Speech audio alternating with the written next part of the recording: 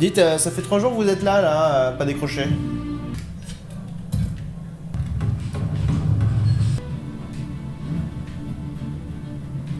Vous m'entendez?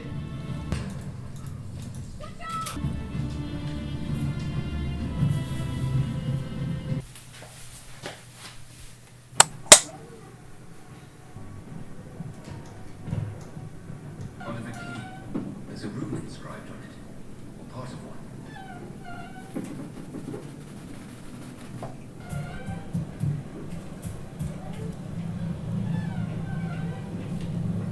Tiens, ça vous apprendra!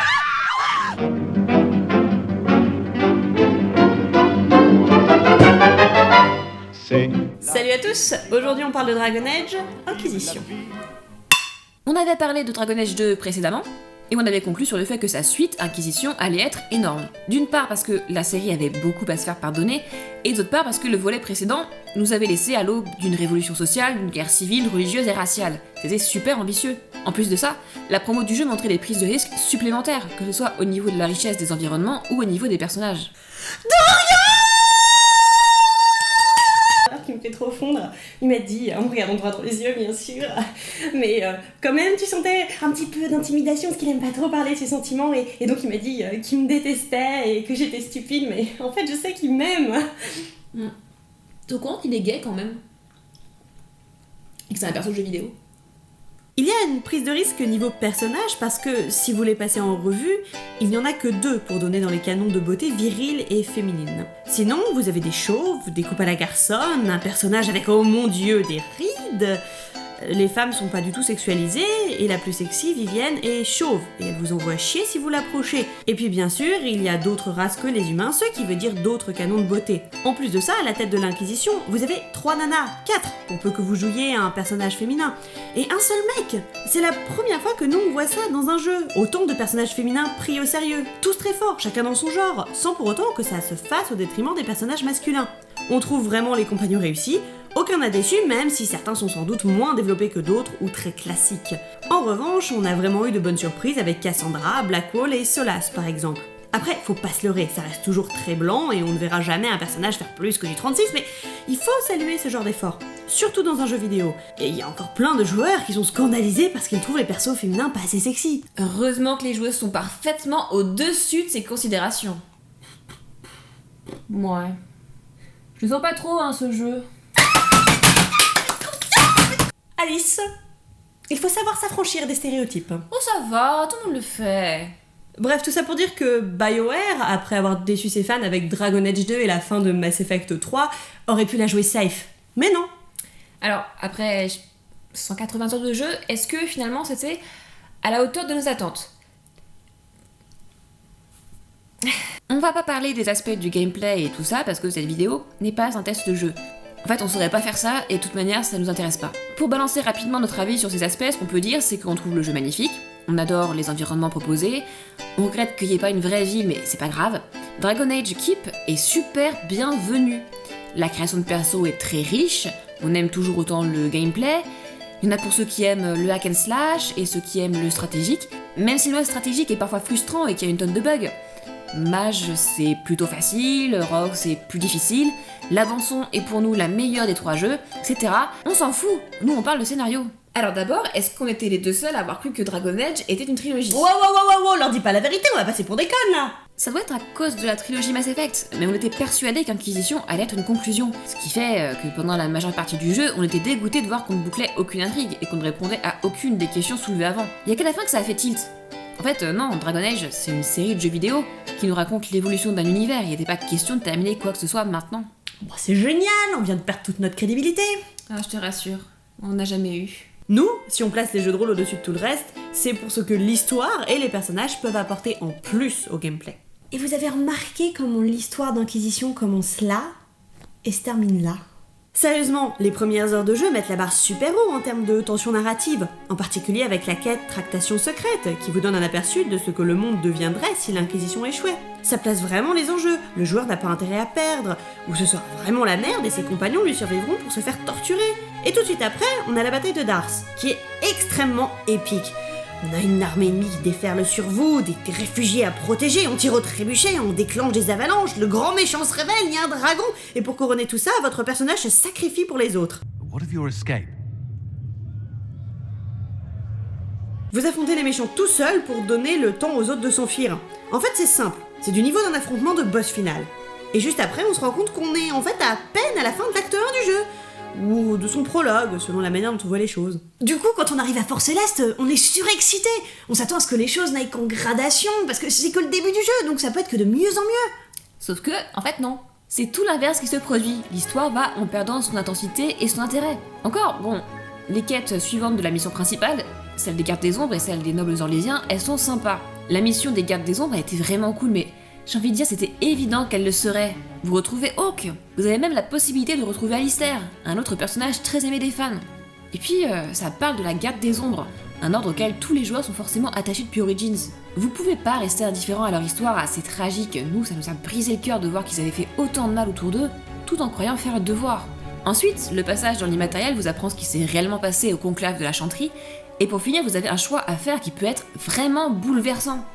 Bon, moi, dans ma partie, j'ai eu à choisir entre sauver Hawk ou sauver Stroud. Ce qui revient à choisir entre un personnage que j'ai incarné et que j'adore et un brave type, sympa, avec une belle moustache. Par contre, si j'avais eu à choisir entre Hawk et Alistair... Natacha, achève-moi, ma vie n'a plus aucun sens. Oh, La mission des nobles orlésiens est chouette, mais je pense qu'elle a dû emmerder pas mal de monde, parce qu'il y a très peu de combats et surtout des tonnes de dialogues et de l'enquête. Nous on aime bien, ça change de la mécanique habituelle et il y a plein de moments très drôles. Et on retrouve Morrigan. Par contre, contrairement à la mission des gardes des ombres, l'enjeu du trône d'Orlais nous est assez indifférent et on n'en apprend pas davantage sur notre grand méchant. Et puis surtout, l'enquête est pourrie. Dès qu'elle est apparue à l'écran, on a tous grillé que c'était elle la vraie méchante. Je veux dire, vous avez vu sa coupe de cheveux, vous avez entendu sa voix. C'est pas une voix de méchant, ça peut-être. We will certainly speak later, Inquisitor. Et les ficelles de l'enquête sont tellement grosses, c'est super frustrant de tout se taper alors qu'on sait déjà quelle va être la conclusion. D'autant plus qu'à aucun moment les personnages ne se doutent de quoi que ce soit, y compris des personnages extrêmement rusés comme Leliana ou Joséphine.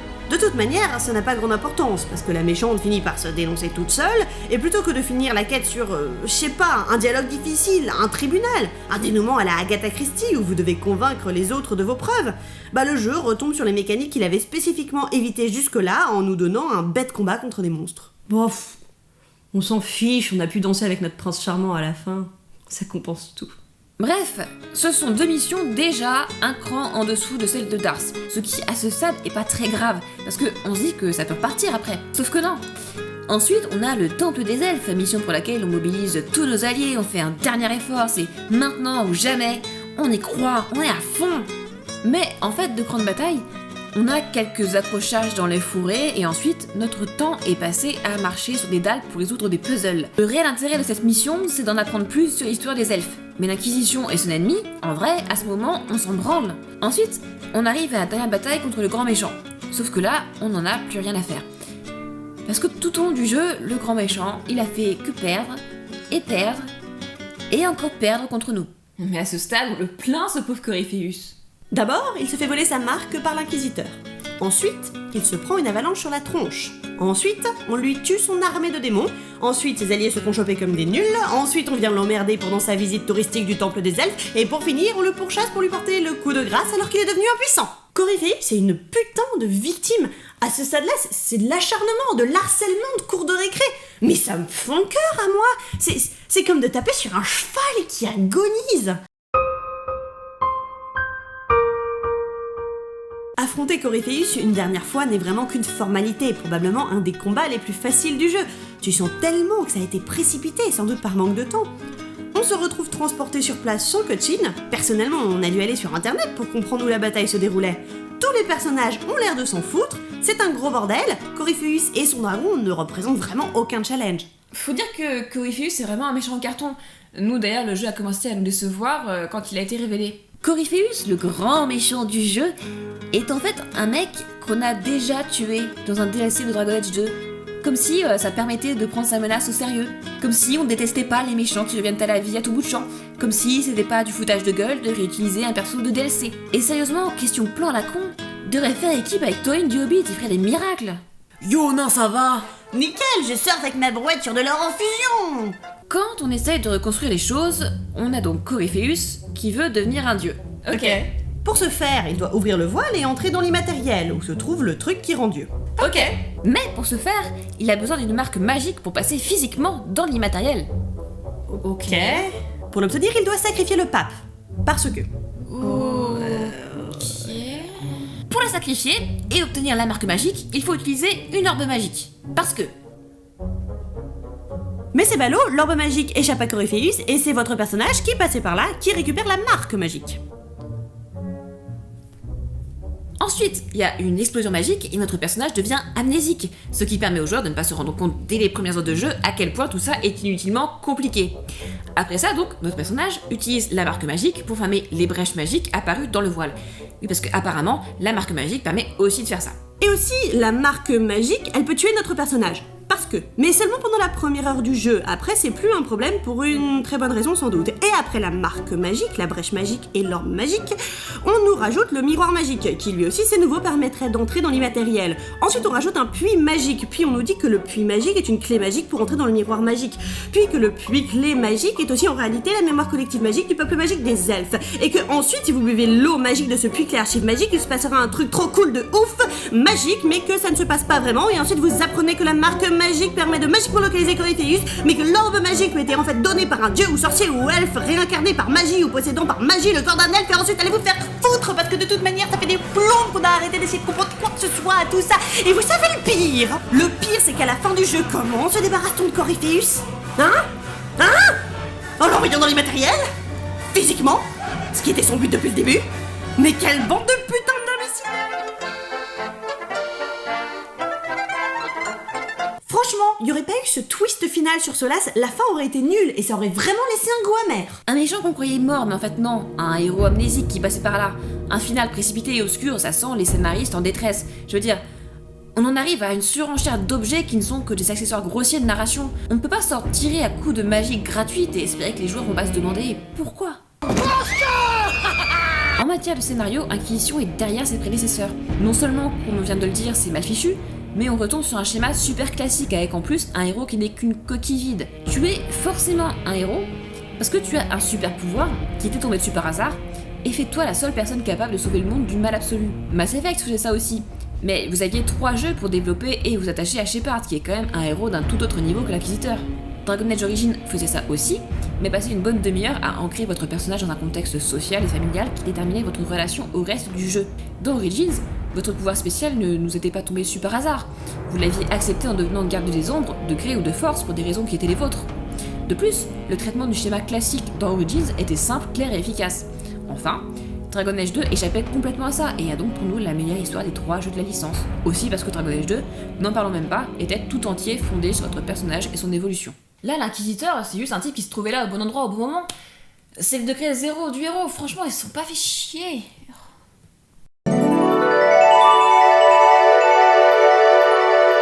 En fait, les choses sont peut-être un peu plus complexes que ça. Certes, le protagoniste d'Inquisition nous intéresse assez peu, mais son côté random se justifie en fin de compte très bien. Le thème principal de ce 3e volet de Dragon Age, c'est la foi. La foi qu'on a envers une religion ou une autre, la foi que l'on prête aux récits historiques et mythiques, la foi que l'on place dans les autres. Dans le jeu, l'église humaine est en pleine crise. On redécouvre des fragments de l'histoire des elfes qui remettent tout en question. Et pour certains personnages, l'inquisiteur que nous incarnons n'est pas du tout apparu par hasard, mais par intervention divine. Et tout votre personnage se joue en fonction de ça. Êtes-vous vous-même persuadé d'être un élu divin ou non? Avant même ça, est-ce que votre personnage est croyant ou non? Ou est-ce que ce sont des questions auxquelles il évite de trop réfléchir? Est-ce que sa foi ou son athéisme sont inébranlables? Est-ce qu'il respecte les croyances des autres? Est-ce qu'il exploite la foi des autres? Ce sont des questions qui s'appliquent aussi aux compagnons de notre personnage. Peut-on leur faire confiance, eux qui ont des profils très douteux dans une période de crise? Est-ce qu'ils vont vous utiliser? Est-ce qu'ils vont se retourner contre vous? Est-ce qu'on en suit un plutôt qu'un autre? Est-ce que l'un détient plus la vérité qu'un autre? Est-ce que nous détenons la vérité davantage que quelqu'un d'autre? Est-ce qu'ils ont été placés sur notre chemin par une force supérieure, etc. Hasard ou destin? Libre arbitre ou déterminisme? C'est une question intéressante dans un jeu de rôle qui se vante de laisser une liberté de choix aux joueurs. Et voilà ma petite, c'est comme ça qu'on fait une analyse. Tu te souviens du système Renégat Parangon dans Mass Effect? Oui. Et tu connais la règle qui dit qu'on doit pas taper les gens avec des lunettes? Parlons un peu des choix, justement. Les jeux à choix multiples, qui donnent l'illusion de liberté, permettent de personnaliser son expérience, de rejouer plusieurs fois au même jeu et de le redécouvrir à chaque fois, c'est présent chez BioWare dès Baldur's Gate. Origins était extrêmement fort là-dessus, il nous semble. Pratiquement toutes les quêtes, même la plus anodine, pouvaient se terminer de plusieurs façons, et ça n'avait d'intérêt presque que pour la beauté du geste. Pris indépendamment, les 3 jeux Mass Effect proposaient peut-être moins de liberté, mais dans Mass Effect 3, on découvrait vraiment les conséquences de tous nos choix précédents, ce qui rendait la conclusion énorme. Dragon Age 2 offrait aussi moins de choix qu'Origins, mais tous ces choix culminaient dans sa fin. Là, on peut les passer en revue, c'est facile, il y en a, 5 ? Vous choisissez entre les mages et les templiers, sachant que c'est juste votre préférence qui entre en jeu, parce que ça change rien. Vous choisissez de sauver votre chouchou, dans l'immatériel, là aussi c'est esthétique. Vous choisissez le destin des gardes des ombres, mais qu'il en reste ou pas en Orlais n'a aucune conséquence. Vous choisissez le dirigeant de l'Empire d'Orlais, un simple choix cosmétique une nouvelle fois. Vous choisissez aussi de vous emparer, ou pas, de la mémoire des elfes. Mais aucun impact a priori, vous n'obtenez même pas la possibilité de vous changer en dragon comme Morrigan, et c'est tout. Enfin, il nous semble. Des quêtes sans conséquences, comme dans un Skyrim, voire des quêtes sans choix. Et c'est sans doute ce qu'on regrette le plus dans l'Inquisition. Tiens, un truc tout con. Donc ils auraient pu tirer parti niveau liberté laissée aux joueurs, puisque notre personnage possède le moyen d'entrer physiquement dans l'immatériel, donc d'essayer de devenir un dieu, c'est bien ce que veut Corypheus. Pourquoi notre personnage ne pouvait pas vouloir en tirer profit? Pourquoi est-ce qu'on n'évoque même pas la possibilité? C'est quand même un pouvoir énorme qui est mis à sa disposition. Après, tu peux te dire que justement l'absence de choix incarne très bien l'inquisiteur, qui se retrouve finalement embarqué de force dans une aventure, qui est certainement même déterminée par une force supérieure qui n'est finalement qu'un autre nom pour le joueur ou le développeur, et ainsi l'inquisition devient une métaphore poignante du jeu vidéo lui-même. Ha. En fait, Dragon Age Inquisition devait être un jeu multi à l'origine, et ça se sent. Héros sans grande personnalité, quêtes sans conséquences, avalanche de petites quêtes annexes débiles au Roland de MMO du style va chercher ma vache, va ramener cette plante, collectionne une tonne d'objets inutiles que tu voudras quand même tous pour avoir le sentiment d'avoir fait le jeu à fond. Éclat. Mosaïque. Alcool. Chanson. Quête annexe. Il a été reproché à Dragon Age 2 d'être trop court, du coup Inquisition est super long.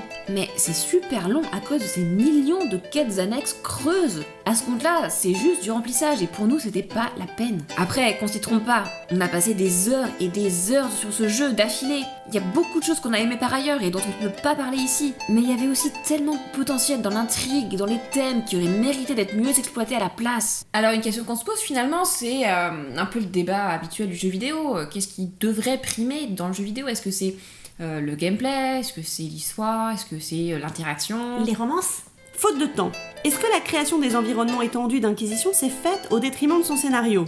Là où c'est peut-être l'inverse qui s'est produit sur Dragon Age 2. Est-ce qu'un Dragon Age 4 pourra mieux équilibrer un gameplay irréprochable avec ses ambitions scénaristiques? Parce que ambitieuse, la licence ne l'a jamais été autant. En début de chronique, on disait que Dragon Age est une série de jeux vidéo sur l'évolution d'un monde. Mais c'est plus que ça, c'est une série de jeux vidéo, de romans, de comics et de films d'animation sur l'évolution de ce monde. C'est un univers transmédia très fort, plus je pense que pour Mass Effect, et on a l'impression qu'on ne peut plus maintenant se contenter de jouer au jeu Dragon Age si on veut comprendre tout ce qui s'y passe. Par exemple, vous comprenez la guerre entre les mages et les templiers dans Inquisition parce que vous avez joué à Dragon Age 2 avant.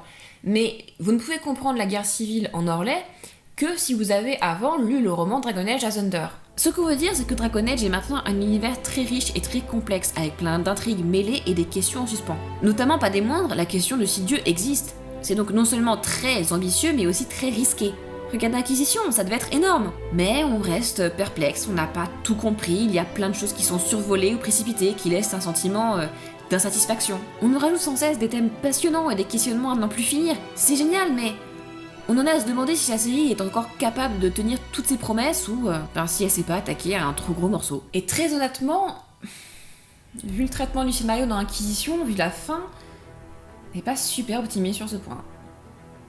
Et c'est sur cette conclusion qu'on se quitte. Merci d'avoir regardé, à la prochaine. On a un peu l'air de dalmatien, non? On a fait comme si de rien n'était.